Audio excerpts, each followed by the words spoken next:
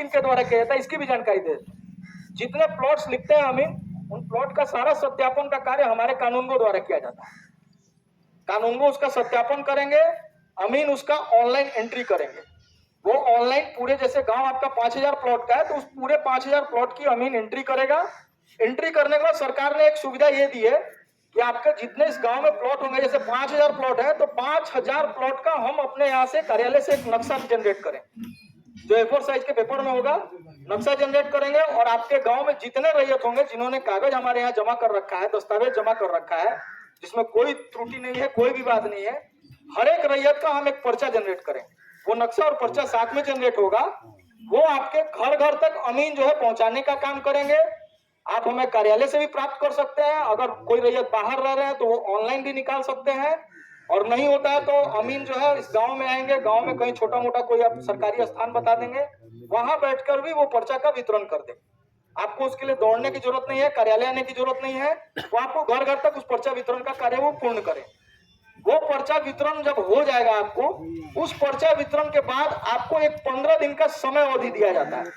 आपको पर्चा प्राप्त हो गया, उसमें आपका नाम, आपकी जात, आपका गांव, आपका पता, आपका खाता, जो पुराना खाता होगा, पुराना खेसरा होगा, और जो नया खेसरा बना वो उसमें अंकित होगा, और आपके उस प्लॉट का चौहद्दी भी उसमें अंकित होगा, और उस प्लॉट का एक छोटा सा नक्शा बना होगा, वो जिसको नजरी नक्शा बोलते हैं, वो भी आपको प्राप्त होगा। अब उसको आप देख लेंगे। 15 दिन का आपका समय अवधि होगा। अगर उसमें कोई त्रुटि होती है, कोई चीज छूट जाता है, कोई गलती होती है, लगा कि आपने 10 प्लॉट पे अपना कागज जमा किया था, 8 ही प्लॉट में चला, 2 प्लॉट छूट गया, आप हमारे यहाँ उस 15 दिन के अंदर आपत्ति करेंगे। वो कार्यालय में हमारे आपत्ति करेंगे। उसका एक फॉर्म है जिसको प्रपत्र 8 बोलते हैं, उसमें आप आपत्ति करके हमारे कार्यालय में जमा करेंगे, जिसकी सुनवाई हमारे यहाँ कोर्ट लगेगा, छोटा सा कोर्ट में हमारे कानूनगो द्वारा उसकी सुनवाई करेंगे। मैं भी उसमें उपस्थित रहूंगा। उसमें सुनवाई में उसका एक ऑर्डर शीट होगा जिसका समय 30 दिन का होता है, मतलब पूरा समय मिलाकर 45 दिन के अंदर वो पूरा कार्य समाप्त किया जाता है। अगर वो जो आपको आपत्ति करने का समय है, वो अगर रैयत सपोज बाहर भी रहते हैं बिहार से, तो वो ऑनलाइन भी वो आपत्ति कर सकते हैं, उसमें कहीं कोई दिक्कत नहीं है। वो सुनवाई खत्म होने के बाद फिर से नक्शा को अपडेट किया जाता है, नक्शा अपडेट होगा। उसके बाद भी अगर कोई छूट जाता है, किसी वजह से कोई छूट गया, कोई रह गया, नहीं कर पाया, कोई बाहर रह गया, चाहे नहीं आ पाया, फिर एक आपत्ति का मौका दिया जाता है जो 30 दिनों का होता है। उस 30 दिन में सबसे अनुरोध रहेगा कि आपका गांव का कोई व्यक्ति न छूटे। उस 30 दिन के अंदर आप आपत्ति कीजिए। उस आपत्ति की सुनवाई अगले 30 दिन के अंदर पूर्ण कर ली जाएगी, जो पूरा पीरियड 60 दिन का होता है। उस सुनवाई के बाद फिर नक्शा को अद्यतन किया जाता है, अपडेट किया जाता है। फिर उसके बाद एक छोटा सा प्रोसेस होता है। इतने में आपको नक्शे में कहीं खाता नहीं दिखेगा। ये जब 2 सुनवाई का कार्य पूर्ण हो जाता है, तब आपको खाता जनरेट का कार्य हमारे जिला द्वारा किया जाता है। फिर हम इस सर्वे में आपको उस जमीन का हम लगान भी निर्धारण करके दे रहे हैं। ये आपके लिए सबसे अच्छी बात है कि उस जमीन का हम लगान भी लगा के दे रहे हैं। ये लगान का सत्यापन डीसीएल साहब के द्वारा किया जाएगा। उस लगान निर्धारण का कार्य पूर्ण होने के बाद एक फाइनल पब्लिकेशन होगा कि ये मौजा हमारा फाइनल हो गया है। फाइनल होने के बाद एक आखिरी मौका मिलेगा जब वो फाइनल पब्लिकेशन होगा।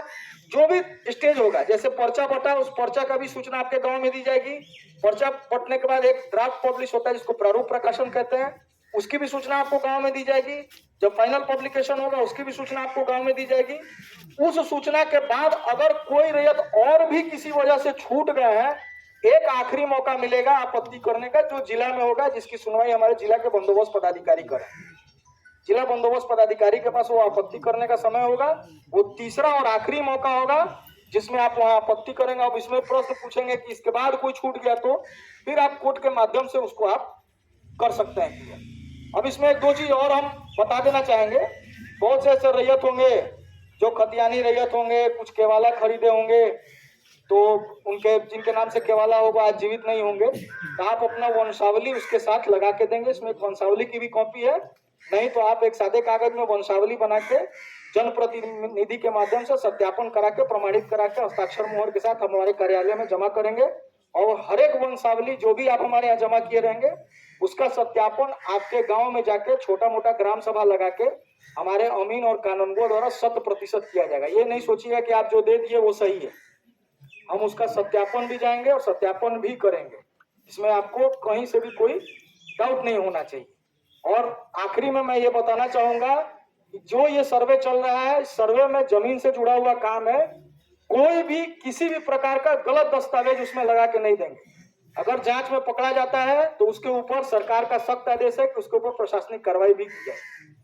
इसलिए प्रयास कीजिए, जो आपके पास जमीन से जुड़ा हुआ दस्तावेज है, वो किसी भी प्रकार का, वो आपका खतियान हो, केवाला हो, चाहे किसी प्रकार से सरकार द्वारा आपको बंदोबस्त की गई हो, वार्षिक पर्चा, बंदोबस्ती पर्चा हो, तो आप उसके साथ लगा के देंगे, उसका लगान रसीद लगा देंगे, सबकी छाया प्रति आप लगा के देंगे, फोटो कॉपी के साथ इस प्रपत्र में आप संलग्न करके हमारे कार्यालय में, पंचायत सरकार भवन बिरहा पूरब में, आप लोग जान रहे होंगे, वहां पे है, वहां हमारा कार्यालय है, वहां पे आके कार्यालय अवधि में आप आके जमा कर सकते हैं। नहीं तो आप ऑनलाइन जान रहे हैं, ऑनलाइन की जानकारी है तो आप ऑनलाइन की जानकारी भी हमसे ले सकते हैं, उसके बारे में भी आपको बता देंगे कैसे ऑनलाइन अपलोड किया जाता है कि आपको वहां आने की जरूरत ना पड़े। और इसके बाद किसी के मन में कोई प्रश्न होगा तो वो बारी बारी से पूछेंगे, हल्ला नहीं करेंगे। नहीं तो ऐसा नहीं कि सब लोग एक साथ आ जाए, किसी का हम जवाब ना दे पाए। किसी के मन में कोई प्रश्न है तो वो पूछ सकते हैं। हाँ, ऑनलाइन के लिए हमारा एक वेबसाइट है, वेबसाइट का नाम है DLRS, लगता है तो आप लिख सकते हैं, DLRS directorate of land records and सर्वे। उसके अंदर में स्वघोषणा का एक कॉलम आएगा। अगर कुछ लोग व्हाट्सएप चलाते होंगे तो हम अपने अमीन को वो लिंक दे रखे हैं, आप वो लिंक ले लीजिएगा, उस लिंक पे क्लिक करके आप वहां से भी आप भर सकते हैं, उसमें कोई दिक्कत नहीं। और जो भी है जमीन, जिस जमीन पे आप रह रहे हैं, जो भी जमीन का दस्तावेज है चाहे नहीं है, आप उस सब का डिक्लेरेशन भर के जमा करेंगे कि मैं किस खाते और किस खेसरे की जमीन को अपने पास रखा हूँ, उसका रकबा क्या है, उसके अंदर आप भर के देंगे, जिससे हमें सारी जानकारी। इसके साथ, इस फॉर्म के साथ एक चीज अनिवार्य है, तभी वो फॉर्म हम सबमिट करेंगे, वो है आधार कार्ड। आप आधार कार्ड इसमें लगा के देंगे, क्यों? क्योंकि हम उसको ऑनलाइन भी लिंक कर रहे हैं जमीन का, ठीक है। तो आप आधार कार्ड इसमें अनिवार्य, आधार कार्ड के साथ देंगे और इसमें मोबाइल नंबर अपना जरूर से लिखेंगे, जिससे आपसे संपर्क करने में आसानी है। फॉर्म के बारे में थोड़ा सा आपको बता देते हैं, फॉर्म में क्या है, इसमें आपको भरने में असुविधा ना हो। ये ऊपर में एक फॉर्म है, इसके ऊपर लिखा हुआ है राजस्व ग्राम, जो अपना ग्राम होगा वो भर देंगे, थाना संख्या, हल्का नंबर, पुलिस थाना, अंचल, जिला, इतना तो सबको पता होगा, वो भर सकते हैं। पहला कॉलम है जिसमें लिखा हुआ है रैयत का नाम, बैठ जाइए, बस एक मिनट ये बता देता हूं, उसका नाम पूछिए। पहला कॉलम है, इसमें लिखा हुआ है रैयत का नाम। रैयत का नाम में आप जो जीवित, सपोज आपके दादाजी के नाम से, आपके पिताजी के नाम से, चाहे परदादा के नाम से जमीन है, ऐसा नहीं कि उन्हीं का नाम आप लिख देंगे। जो व्यक्ति इस फॉर्म को जमा कर रहे हैं वो अपना ही नाम लिखेंगे, जो जीवित है, जिससे हमको उसको संपर्क करने में, ऐसा नहीं कि आप दादा परदादा का नाम लिख दे, हम गाँव में खोजते रहे, मिले ही नहीं। तो इसलिए पहले कॉलम में आप रैयत का नाम, पिता का नाम इसमें लिख के देंगे। दूसरा कॉलम है अस्थायी पता, पता वही देंगे जिस गांव में आप रह रहे हैं। भले आप इस गांव का फॉर्म जमा कर रहे हैं, रह किसी दूसरे गांव में है, तो उसी गांव का आप पता देंगे जहां रह रहे हैं, और उसमें मोबाइल नंबर भी देंगे। तीसरा कॉलम है खाता, जिस खाते की जमीन है, खेसरा, इसका रकबा है एकड़ डिसमिल में, और उसकी चौहद्दी है। जो पुराने कागज में जो चौहद्दी होगी वही लिख देंगे, नहीं पता होगा तो वर्तमान चौहद्दी लिख देंगे, इसमें कहीं कोई दिक्कत नहीं। उसके बाद बाकी लगान का है तो लगा देंगे। यहाँ पे नीचे में आप हस्ताक्षर, अपना मोबाइल नंबर अनिवार्य रूप से लिखें। इसमें एक वंशावली का फॉर्म है, वंशावली के लिए आप सादा कागज में भी दे सकते हैं और इसमें भी आप भर के दे सकते हैं, कोई दिक्कत नहीं। आप पहले दस्तावेज जमा करें, बिना दस्तावेज देखे हम कुछ भी नहीं बोले, ठीक है। दस्तावेज देखेंगे, नक्शे पर जाएंगे और स्थल भी जांच करेंगे, उसके बाद ही हम, ठीक है। जमाबंदी नहीं है तो उसका रीजन क्या है? अंचल जमाबंदी नहीं कर रहा है क्या? आधार क्या है, खतियान है कि केवाला है? ठीक है, आप कागज जमा कीजिए, दोनों जमा कीजिए। अगर खतियान है तो खतियान भी जमा कीजिए, केवाला है तो केवाला भी जमा कीजिए। जमाबंदी ऐसा नहीं है, जमाबंदी अगर लग रहा है तो आप प्रोसेस में कर लीजिए। जिनका रसीद अगर पुराना है उसको आप अद्यतन करा लीजिए, उसको अपडेट करा लीजिए।